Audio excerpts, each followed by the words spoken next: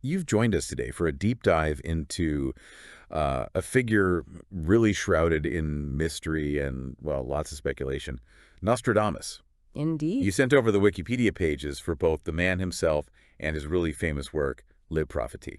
So that's our launch pad today. Right. And our mission, well, it's basically to cut through all the noise, the centuries of interpretations, and try to get to the core of who Michel de Nostradam actually was. Yeah, what his prophecies really were. Exactly, and maybe why this 16th century book of poems still fascinates us so much. It's a great goal because you have Michel de Nostradamus, as we call him, 16th century French physician, apothecary, hmm and importantly, an astrologer. And then you have Le Prophet, this collection of writings, seen as predictions for, well, centuries now. It feels like a topic where separating the fact from, all the layers of interpretation is really the main challenge. Absolutely key. And that's what we'll try to do today, using your sources as our guide. Okay, so let's dive right in then. Le Prophétie, when we look at this book, what is it like fundamentally made of? Okay, so at its heart, La Prophétie is a collection of, well, prophecies. The very first edition came out in 1555. 1555, okay. And the structure is interesting. It's all written in verse, specifically these four-line poems. They're called quatrains. Quatrains. And then these quatrains are grouped together into sets of 100. Nostradamus called these sets centuries. Centuries makes sense. Sets of 100. Although it's worth noting, the 7th century isn't actually complete. It only has 42 quatrains, so it's not quite a perfect 10 sets of 100. Oh, okay, an incomplete century. Mm. That detail alone kind of hints there might be more to this story, doesn't it? It does. And were there like lots of different versions of this book Yeah. published during his life or afterwards? Yes, the publication history is pretty complex, actually. That first 1555 edition had the first 3 centuries and 53 extra quatrains. Okay. Then a slightly revised second edition came out that same year. Busy year for him. Wow, yeah. Then, 1557, 3 more centuries were added in a third edition. But the really crucial one, the first one to have all 10 centuries, Uh-huh. and also the important letter to King Henry II that was actually published after he died posthumously in 1568. Ah, so the version we sort of think of as the complete one wasn't finished until after Nostradamus himself was gone. Exactly, which is significant. And just for context, the first English translation didn't appear until 1672. Shows it had lasting appeal across languages. 1672. That's quite a gap. What does that publishing history suggest to you? Well, it strongly suggests the work, evolved. It wasn't static. And the version we now think of as standard isn't what he initially put out there. Right. Makes you wonder if interpretation should maybe focus less on those later complete editions, or at least consider the earlier ones more. That's a really good point. And then there's the language itself. It's described as, well, quite a mix. Yeah, tell me about that. It's fascinating, really. A blend of French, Greek, Latin, and Occitan. Occitan? Yeah. Yeah, a regional language.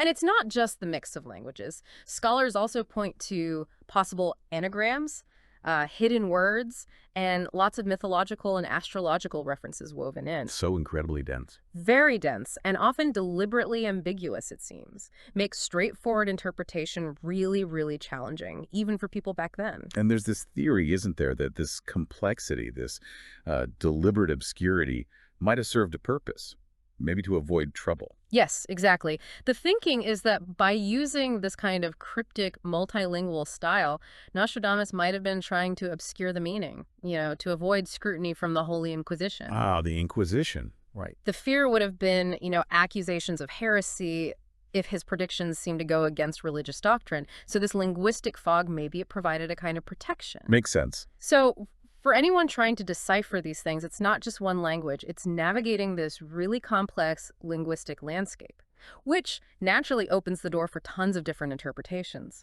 That's a really crucial insight. It wasn't just about prediction, maybe, but also self-preservation. Quite possibly. And in terms of what these poems, these quatrains, actually talk about, what are the main themes that jump out? The overwhelming theme really is disaster. You see constant mentions of plagues, wars, earthquakes. Jury stuck. Not exactly light reading, no. Large-scale calamities, things that would have absolutely captured the fears and imaginations of people in the 16th century, and obviously beyond. And it's probably that focus on dramatic, scary events that really fueled his notoriety, right? The belief that he could actually see the future. Oh, absolutely. That drama is central to his enduring fame. Okay, so that gives us a pretty good handle on Le Prophétie itself. Hmm. Let's switch focus now to the man behind the book, Michel de Nostredame. Where did his life story begin? Right, so Michel de Nostrodam, he was born in Saint-Rémy-de-Provence down in the south of France. Okay. The exact date, there's a bit of debate. Some sources say December 14th, others the 21st, back in 1503. 1503. And what about his family background? Anything interesting there? Yeah, actually, his family, they had Jewish origins but had converted to Catholicism. This was in the generation before he was born, Oh, okay. which kind of reflects the social and religious pressures of that era. That definitely adds another layer of historical context. What about his education and early career? Did he go straight into medicine? Well, he started higher education pretty young, around 14, at the University of Avignon. 14. Wow. Yeah, but his studies got cut short after just over a year. The university had to close because of an outbreak of the plague. The plague again. A recurring theme in his life, it seems. Very much so. After that, he apparently spent several years traveling around researching herbal remedies, standard practice for apothecaries back then. Right. Then, in 1529, he enrolled at the University of Montpellier, aiming for a doctorate in medicine this time. Okay, a second attempt at university. But this also hit a snag. He got expelled pretty quickly, actually. Expelled. It came out that he had previously worked as an apothecary, and back then that was seen as a manual trade, and it was forbidden by the university rules for medical students. There are also hints he might have, rubbed some professors the wrong way, maybe criticized other doctors. So, not exactly a smooth path into establishment medicine. Not at all. It highlights how rigid things were, the social structures and academic hoops he had to jump through. Definitely. But despite this rocky start, he did continue working in medicine, didn't he? Yes, even after being expelled, he kept practicing, probably still working as an apothecary, really. He got some recognition for his rose pill. The rose pill. Yeah, it was believed to protect against the plague. Of course, by our standards today, its effectiveness would be, well, highly questionable. Right. Probably didn't do much. Likely not. On the personal side, he married in 1531, but tragically, his wife and their 2 children died around 1534 during another plague outbreak. Oh, that's terrible. So much loss. Yeah, really tough. But later, in 1547, he remarried a woman named Anne Ponsard, who was a wealthy widow. They went on to have 6 children together. Okay, so he found stability later on. Seems so. And he wasn't just focused on medicine or later prophecies. He got involved in a pretty big canal construction project in his area, too. Shows he was engaged in practical community stuff. So, a life marked by personal tragedy, academic setbacks, but also practical work and family life. A complex picture, definitely. Yeah. When did this shift happen? The move towards, the more occult side of things, the astrology. It seems to have gathered steam after another trip he took to Italy. He came back and started focusing more on these esoteric interests. And aligning with the trend at the time, he began writing an almanac for the year 1550. This is actually quite significant. Why is that? Because it's in this publication, the 1550 Almanac, that he first Latinized his name in print, from Nostrodamus to Nostrodamus. Oh, okay, so that's where Nostradamus comes from. That's where it first appears widely, and this almanac was a big hit. Really successful, which encouraged him to keep publishing them every year. And these almanacs had predictions in them, too. Oh, yes. They apparently contained thousands of short-term prophecies, alongside the usual calendar stuff. And it was the huge popularity of these almanacs that really boosted his profile. Right. It led to people asking him for horoscopes, astrological advice, especially nobles and other big names, most famously Catherine de' Medici, the Queen of France. Catherine de' Medici. Okay, that's a major connection. Huge. She became a very important supporter, a key patron for him. So that success with the almanacs, it basically paved the way for Le Prophétie, didn't it? The public was already hungry for his predictions. Precisely. It was riding that wave of popularity and demand for his insights that he started the much bigger, more ambitious project. Writing that book of 1,000 quatrains, mostly in French. The ones he's most famous for today. Exactly. And given the potential for, religious or political backlash in those turbulent times, he likely deliberately obscured the meaning. Using that complex language and syntax we talked about earlier, seems like he was trying to walk a very fine line. Navigating carefully. And when Le Prophéties itself was published, how did people react? The public, the powerful figures. It was definitely mixed. You had some people who were deeply suspicious, thought he was, aligned with evil or just a fraud or maybe mentally unstable. Okay, the skeptics. But then within the elite circles, especially those into astrology and the occult, he was often held in really high regard. Like we said, Catherine de' Medici was a huge admirer. Right. She even called him to Paris. Several times, yes. Initially, it was to explain some almanac predictions that sounded a bit like threats to the royal family. Ooh, risky. Yeah. And later, she had him draw up horoscopes for her children. And by the end of his life, he'd even been appointed counselor and physician in ordinary to King Charles IX. Physician in ordinary to the king. Wow. Shows the level of acceptance he actually achieved right at the top of French society.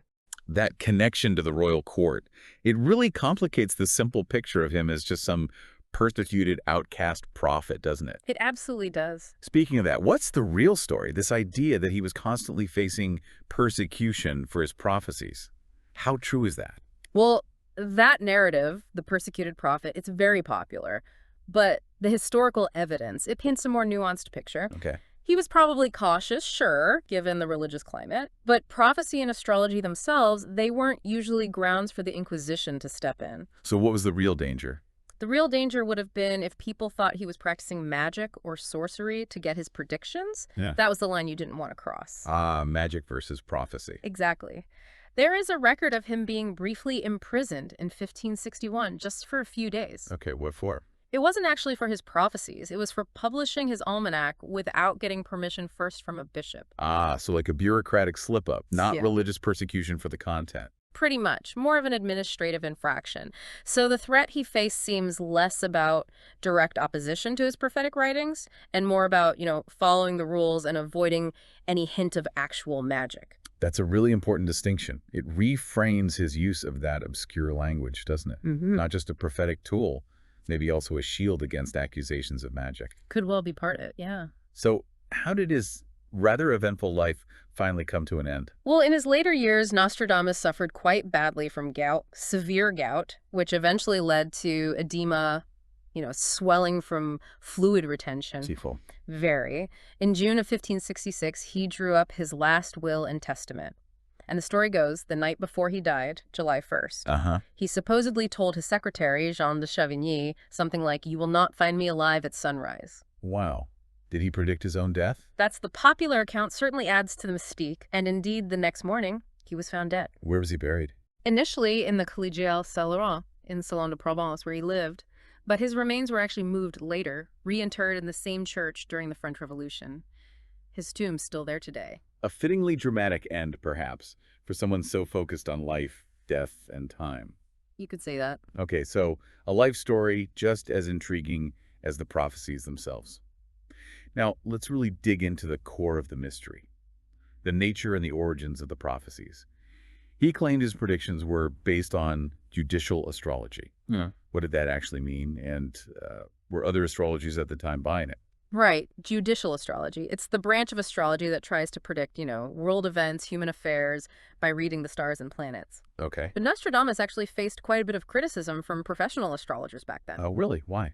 They questioned his competence in astrology, basically. And specifically, his methods seemed a bit unorthodox to them. He compared future planetary alignments with historical events that happened under similar-looking skies, trying to figure out future outcomes. Pattern matching across time. Kind of, yeah. Comparative horoscopy, he called it. So, while he definitely invoked astrology, his specific methods weren't universally accepted, even within the astrological community of the 1500s. Okay, so if his contemporaries were a bit skeptical about his astrological basis, Yeah. what does modern research suggest? Where did he actually get his material, his inspiration? Yeah, this is where it gets really interesting. Modern research points quite strongly toward a significant amount of, borrowing and reinterpreting. Borrowing, like plagiarism. Well, yes and no. It seems a large chunk of his prophetic work involved paraphrasing and adapting older prophecies, especially ones with biblical roots that were found in popular collections of the time. Like what? The big one seems to be the Mirabilis Liber, which was a compilation of various prophecies published in 1522. Mirabilis Liber, okay. He also pulled in references to historical events and collections of omens, often projecting these past things into the future using that comparative horoscopy idea. So that explains some of the weird imagery. Exactly. Those famous images like battles in the clouds or frogs falling from the sky, they often originated in these earlier sources he was drawing from, not necessarily original visions. And you said, interestingly, he doesn't actually mention astrology that much in Les Prophéties itself. Right. Considering he claimed it was his basis, explicit astrological details, planet positions, aspects, that sort of thing, are actually less frequent than you might expect. Hmm. It sounds like he was maybe less of an original seer and more of a synthesizer, pulling together existing ideas and texts. That's a very good way to put it. A synthesizer or maybe a compiler. Were there specific books or authors besides the Mirabilis Liber that really influenced him? Oh, definitely. For historical stuff, he used well-known classical and medieval writers. Yeah. People like Livy, Suetonius, Plutarch. The classics. Yeah, and various chroniclers whose works were pretty widely available then. For the astrological ideas, he borrowed quite a bit from contemporary books on the subject, notably one by Richard Rousseau about the state and changes of times. But that Mirabilis Liber from 1522 really seems key. It gathered all sorts of eschatological, end-of-the-world type prophecies. And what's really striking, Yeah. Nostradamus seems to have been one of the first people to rephrase many of these existing prophecies into French verse. Ah. So maybe that's why they became so strongly associated with him later on, because he put them into French. Very likely. It made them accessible and potentially helped cement them in the French consciousness as his predictions over time. Fascinating. This level of textual borrowing, was that considered, like, wrong or unethical back in the 16th century? Not really, no. Our modern idea of plagiarism didn't really exist then in the same way. Oh. Authors frequently copied, adapted, paraphrased bits from other sources, especially classical texts, often without citing them like we would now. It was just common practice in intellectual circles. So just how things were done. Pretty much. Some researchers even float the idea he might have used bibliomancy. Bibliomancy, what's that? It's a form of divination where you randomly select passages from books and look for inspiration or answers in them. Huh. So just opening a book at random. Something like that, yeah.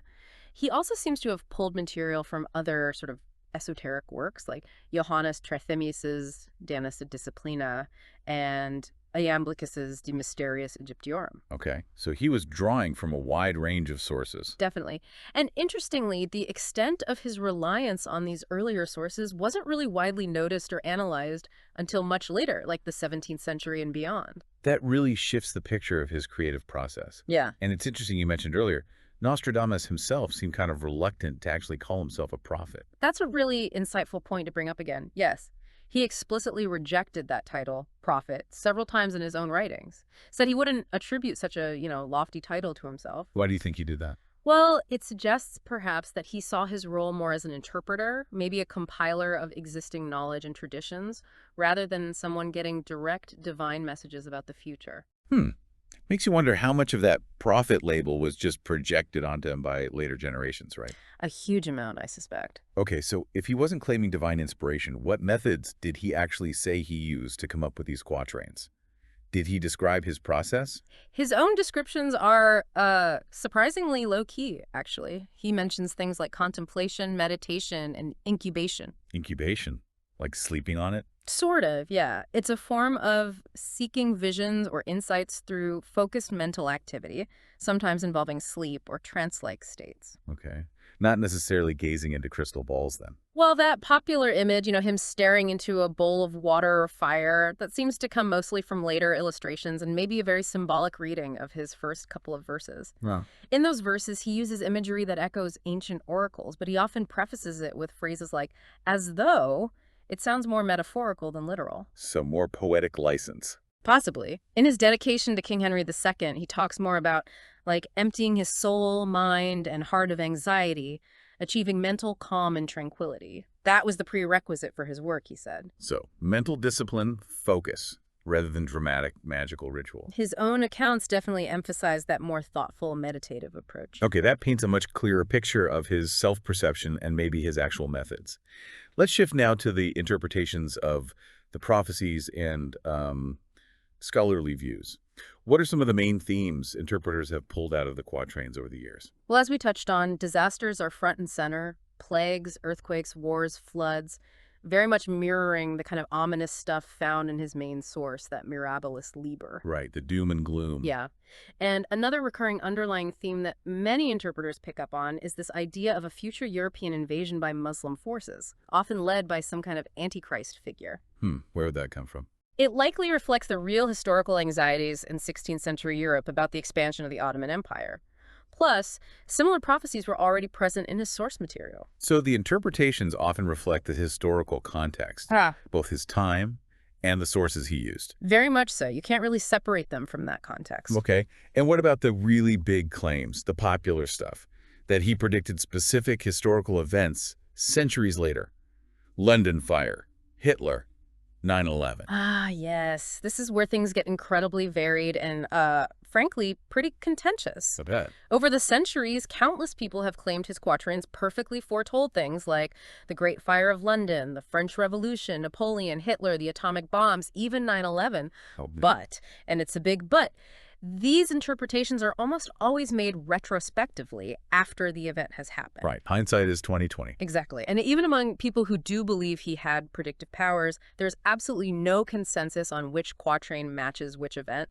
The language is just so vague and symbolic, it allows for a massive range of subjective readings. So it always seems like the prediction only becomes clear after the event occurs.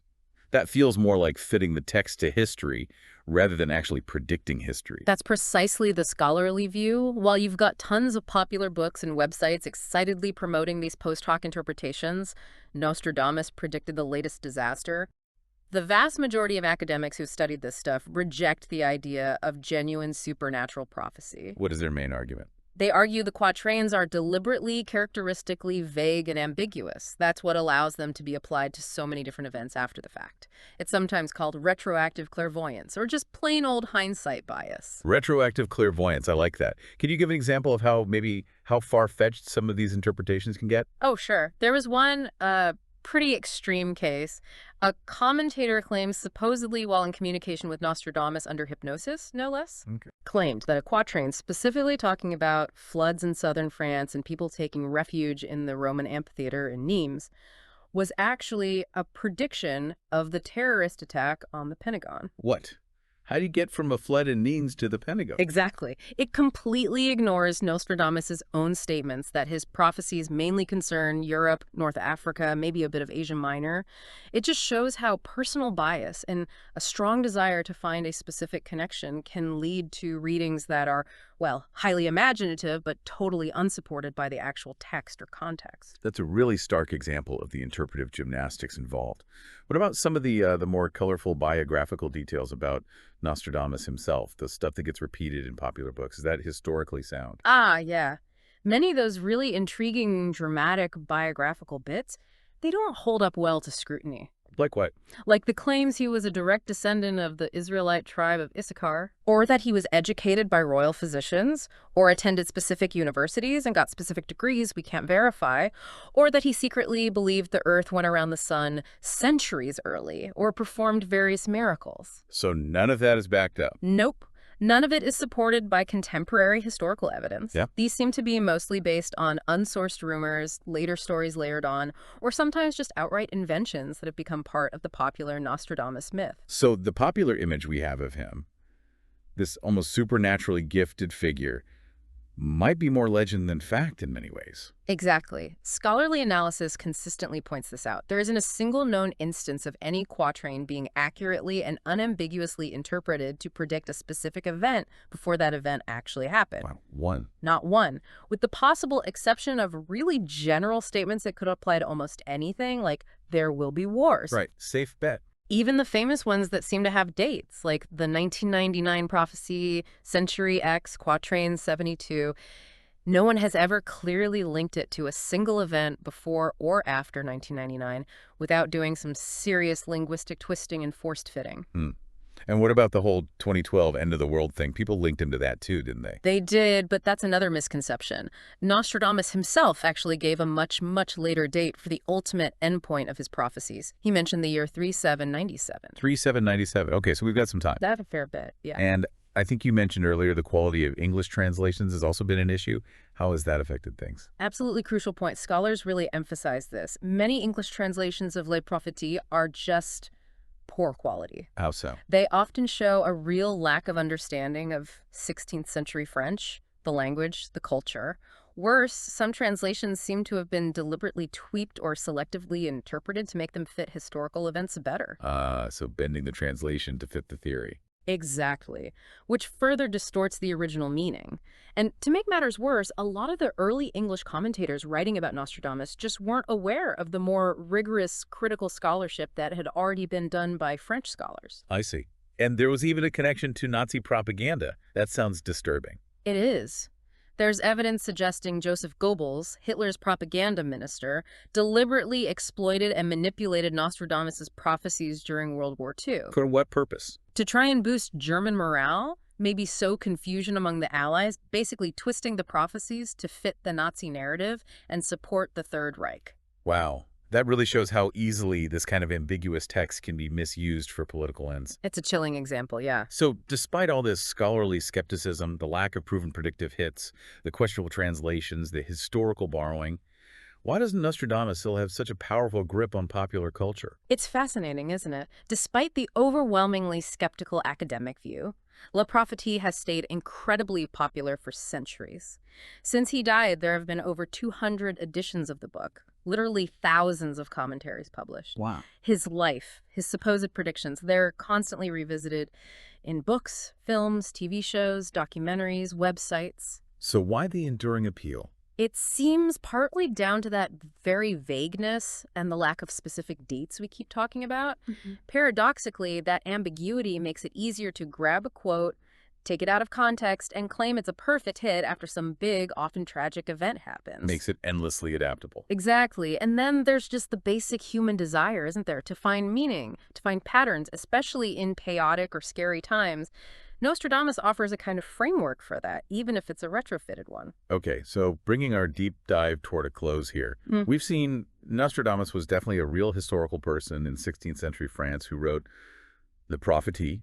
But this idea of him as some consistently accurate predictor of specific future events, that seems, well, highly debatable and mostly unsupported by solid historical or textual analysis. That seems a fair summary, yes. His work looks like it draws really heavily on existing literary and prophetic traditions from his time and before. And the interpretations we see today are often pretty subjective, applied after the fact, kind of shaped by hindsight. That's a very accurate way to put it. While the idea of peeking into the future is undeniably captivating, Totally. when you actually examine the evidence around Nostradamus, you find this really complex mix. There's historical context, literary borrowing, the huge challenges of interpreting deliberately obscure language, and yeah, that persistent human tendency to look for patterns and explanations for why history unfolds the way it does. Right. Which leads us, I guess, to our final thought for you, the listener. Given everything we've discussed today, what does this enduring fascination with Nostradamus, despite the lack of concrete proof for his prophetic gifts, what does that really tell us about ourselves? About maybe our own deep-seated need to understand the future, or at least feel like we can? To find some kind of meaning or order in the often unpredictable, sometimes terrifying events that shape our world. The powerful question. Maybe engaging with the actual historical context of his writings, and maybe just honing our critical thinking skills when we encounter any claims of prophecy. Maybe those are the most valuable things we can really take away from this deep dive into the whole enigma of Nostradamus.